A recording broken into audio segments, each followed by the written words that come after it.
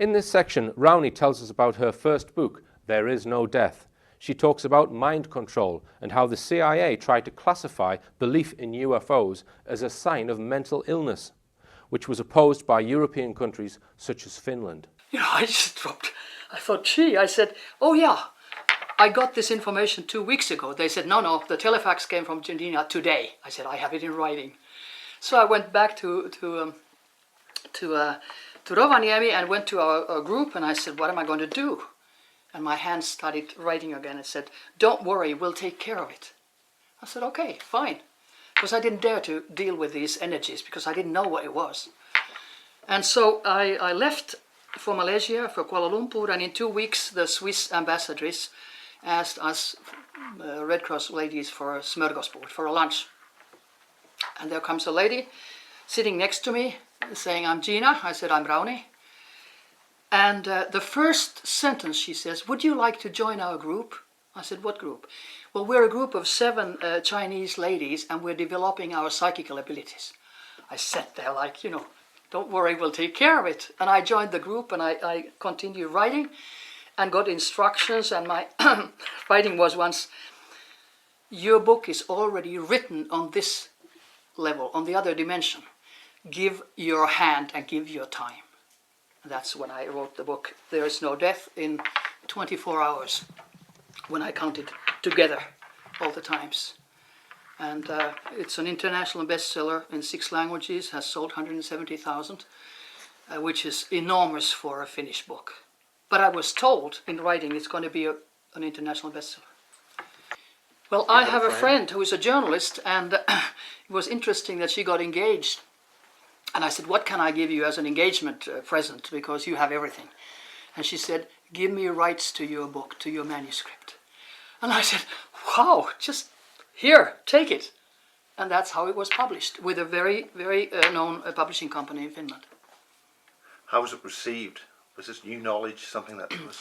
Well, it became, how would I say, the discussion of books that year. It was 1982. And at the same time, it was published in Sweden, because I had some articles in Swedish magazines, interviews, and had mentioned it. So a publishing house from Sweden called me and said, can we have your book? But that was before I had finished it. I said, look, I'm writing my first book and it's not finished. It doesn't matter, we'll take it. It became #1 bestseller in Finland. It became #1 bestseller in Norway, #5 bestseller in Sweden, and then it's also in Danish and Icelandic and Spanish. And a lot of discussion because of my background. I mean, come on, I was Chief Medical Officer of Lapland. I was even How was it received by your colleagues? Colleagues didn't actually say much. They smiled. I'm sure they talked behind my back. But one psychiatrist had called the Chief Medical Officer of Finland and said something that, she must be crazy or whatever. But I had replaced him. I had been working in the National Board of Health, and for a very short time I had replaced him. So he knew. He said, just read the book. But I heard that it was forbidden in the psychiatric institutions in Finland. Interesting. Because if we look at Professor Mack, John Mack, I know him. the United States, yes, and the terrible trouble, he was effectively put on trial. Yeah. How did you not get that kind of treatment? I don't know. What was... One thing which I think is the difference between Finland and America. In America, they oppose anything of the paranormal. They have their CIA doctors who have been even putting the psychiatric manual for DSM, Diagnostic Manual for Psychiatric Disorders, and they make just about whole paranormal phenomena as a sign of mental illness until 1992. Even telepathy and contact with the energy of the dead was 50% of the diagnosis of schizophrenia. Now, there was so much opposition from Europe that in 1994, in the new Diagnostic Statistical Manual for Mental Disorders, #4, they had taken away that and said that UFO contacts and the paranormal are religious and spiritual problems, which they aren't actually either, but it's better than labeling a person schizophrenic.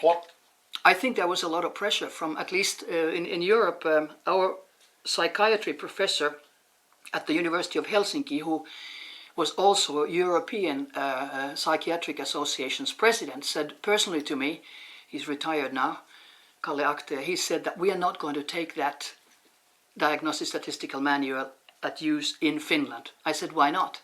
He said, it doesn't fit into our culture. It doesn't fit into the Scandinavian culture to make normal paranormal phenomena as schizophrenia. But it was induced. We had it. But now we're gone over more to the WHO labeling of diseases. There's a lot of opposition, and I don't think it is a coincidence. Doctors know nothing about healing except those doctors who treat patients with healing. And even Alexis Carrel, 1912, he got a Nobel Prize in medicine. He said that the power of the prayer is as demonstrable as the secretion of the glands.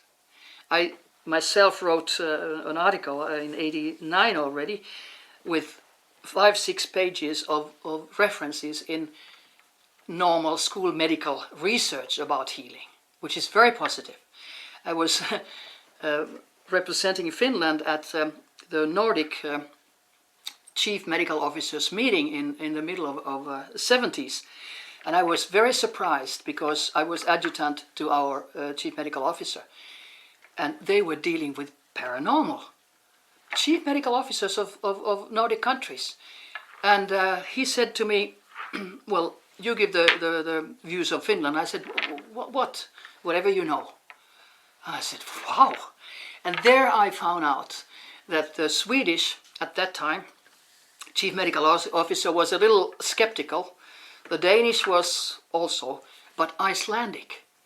He went full with research about that 41% of Icelanders have been claiming to have contact with the energy of the dead. Can you imagine? 41%! And at that time, Diagnostic Statistical Manual said that that's a sign of schizophrenia. So are 41% of Icelanders schizophrenic? No, of course not. Why Iceland? Because it's isolated. Today, 260,000 people. And you know, it's easy to sort of do research on them. And the horror... Is it anything to do with the volcanic activity, energies, different chemicals in the air, things like that? Could be. I don't know. They call it the island of the sagas. So maybe... What's that? Saga, it's like fairy tales or whatever.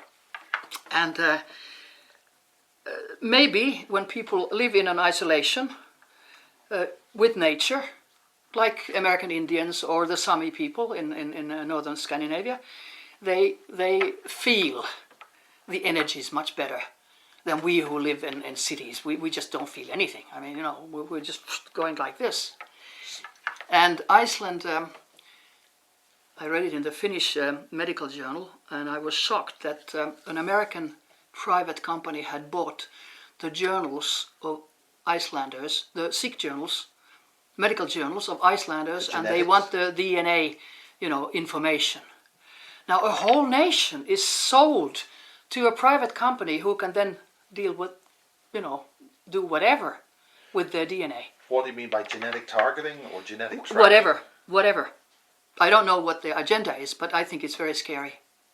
Very scary. So let us get on to how you got involved with even talking about mind control. What brought you to that point? Well, you know, I think I've thought about it myself. I think it's like steps. First was parapsychology, then I got interested in ufology, and then the next was mind control. But it's very dangerous, I've found out, especially in the States, to combine mind control and ufology. Because, of course, there's spaceships. I mean, there's absolutely military, you know, films and evidence, and not only films. I mean, they have alien bodies, and they have done autopsies, etc. in the States, and probably in Russia too. But there's also mind control technology, which makes people think that they have alien contacts. They hypnotize them from remote. And they can see... How does that work? Can you explain how that works? How they can do that? I'm not technically, so knowledgeable, but let's put it this way, that through computers, and they can be directed to satellites, and they can be directed right to you. One of the things everybody has nowadays is a computer. That's right, but I'm talking about supercomputers, which have at least 180 trillion floating points in a second. In a second, when our brain is only 5,000 bits a second. We're no match to any computer. What time are you talking about when you say that kind of figure? This figure was the last one that I read about, and it was about a year ago I found it. But I'm sure NSA, National Security Agency in America, has much faster ones. Because when they give out information to the public, that's 30 to 50 years old. But this was official, source where I got that. So how do you think that mechanism works in accessing a person? It shows white vans always parked near you. Neighbors are always involved somehow in surveillance and harassment. That's the routine. And so it can be from neighboring house, if you live in an apartment house, from neighboring house or a neighboring room, from the air, or from wherever, even from satellites. And how can you defend yourself against satellites? You can't. Well, I usually have only two. Okay. And number one is there's no death. Man is a mind, not a body. 87% of your brain is water, 70% of your body is water. Even doctors forget that. What holds it together? That's energy. You are an energy field. And when you die, you just leave your body, like in out-of-body experiences, near-death experiences. I've read the first medical article in a Finnish medical journal about near-death experiences in 1983 already. So you are absolutely an energy, and if you believe in Einstein, energy doesn't disappear, it only changes form. So you leave your body and you look at your body, and if you can't come back, you're dead. You've trained in doing that? Yes, I'm not trained by anybody, but I train myself. And it was... You have a nice story about that. Yes, actually it was in Rovaniemi, it was November, and it was dark. And I thought, well, I'm going to now try, because I had read books that you concentrate your energy from your feet and from your arms towards your heart and your brain. So I concentrated. And all of a sudden I started feeling vibrations in my body from feet up to the head in 5-6 layers. It was just like vibrating. And I thought, this is strange. And then a blackout. And I don't know if it was 1 second or 100th of a second. Blackout. I was floating above my body. In the same position, which was funny because I had my knees up. In the same position and floating towards the ceiling. Of course, I had read about it, out-of-body experiences and how people, experience it. But I was looking down at my body and I thought, hey, wait a minute. I could see that my body's breathing was very slow. I worked as an anesthetist, for instance, so I can count 60 seconds without a clock. So I started counting. And I saw that my physical body was only breathing 10 times a minute when normal is 20 times a minute. And then I got worried and I thought, hey, what's the pulse? So I took the pulse of the physical with the astral body, which was, floating. And I started counting. It was 32 instead of 60, which is normal, when you're resting. Then I really got worried. I thought, hey, am I going to die? Is that body going to die? All my thoughts were in the astral body. Nothing was in the body. It was just like, old clothes. And when I thought, oh, am I going to die? I thought, oh, mother, help me. And my mother lived 800 kilometers down south in Helsinki. And when I said that in my mind, I was in a second in Helsinki at a big room, where I used to grow up. And I saw my mother. And I saw my niece, who was about 5 years old. They were chatting. I couldn't hear what they were saying. I was just like a consciousness there. And I saw my mother was sewing a long dress with hands. And probably a gift to me or something. And then I thought, where is my sister? And all of a sudden, tick, I was at a cocktail party. I was looking. I saw my sister. flirting with a family friend. I looked around. Where was her husband? No place. And then I thought, oh, I want to go home. And immediately, in a second, I was again 800 kilometers in Rovaniemi floating. Now I saw the floating astral body. It was like skim milk, without inside organs, which is interesting, and without sex. They don't. Your light body doesn't have sexual organs or inside organs. It's just light. And then I was floating like this and going like this, and I thought, gee, I'm going to get seasick.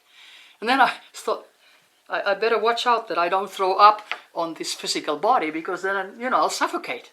I mean, all the thoughts were in the astral, and there was nothing in the physical. And then I tried, zoom, I went back. Whew, I was cold, I was stiff. This is because you felt you were going to die.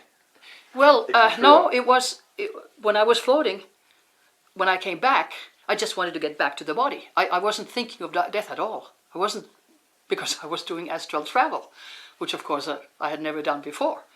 And then I just went back and fell asleep. And next morning I called my father, my parents in Helsinki, and I said, what was my mother doing at 8 p.m.? Oh, I can't tell you, my dad said, because it's a Christmas gift for you. And I said, it's a long dress with flowers sewn by hand. And he said, how do you know? And I told him the story. And he said, don't ever tell anybody. And of course I went to the Finnish press,